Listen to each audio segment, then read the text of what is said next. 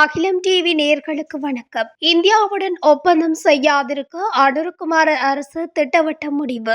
இந்தியாவுடனான பொருளாதார மற்றும் தொழில்நுட்ப ஒத்துழைப்பு ஒப்பந்தம் இலங்கைக்கு எந்த வகையிலும் சாதகமற்றது என்று கருதும் மேல்மட்டம் அரசு ஒப்பந்தத்தை இந்தியாவுடன் செய்வதில்லை என்று தீர்மானித்துள்ளதாக அரசாங்கத்தின் உயர்மட்ட தகவல்கள் நேற்றிரவு செய்திகளிடம் தெரிவித்துள்ளது.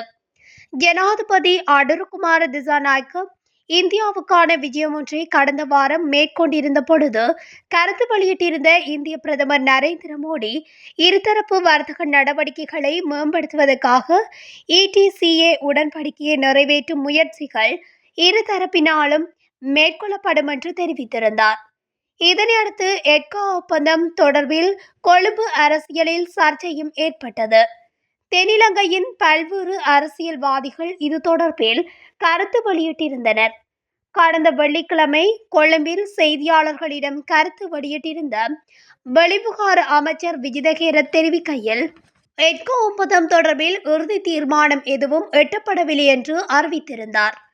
இந்த நிலையில் எட்கா ஒப்பந்தம் பற்றி அரச மேல்மட்டத்தில் உள்ள சில பிரமுகர்கள் விசேட கலந்துரையாடல் ஒன்றை நடத்தியதாகவும் அந்த ஒப்பந்தத்தை செய்வதில்லை என்று அதன்போது இரகசிய இணக்கப்பாடு எட்டப்பட்டதாகவும் தெரிகின்றது. இது தொடர்பில் கருத்து வெளியிட்ட அரசின் மூத்த அரசியல் பிரமுகர் ஒருவர் கூறியதாவது, இந்த ஒப்பந்தம் கைச்சாத்திடப்பட்டால் பல இலங்கையர் தொழில் வாய்ப்பை இழப்பதுடன் பெரும் சம்பளத்தில் வீழ்ச்சியும் ஏற்படும் அபாயம் உள்ளதாகவும் கூறப்பட்டுள்ளது. எட்கா ஒப்பந்தத்தின் ஊடாக இந்திய முதலீட்டாளர்கள் இலங்கை வரலாம். ரூபாவின் மதிப்பு வீழ்ச்சியடைந்துள்ளதால் முதலீட்டாளர்கள் வழங்கும் சம்பளமும் குறைவாகவே இருக்கும். இதனால் அரசாங்கம் குறைந்த சம்பளத்தில் பணியாற்ற இந்தியாவிலிருந்து வேலையாட்களை அழைத்து வர முயற்சி இடம்பெறும்.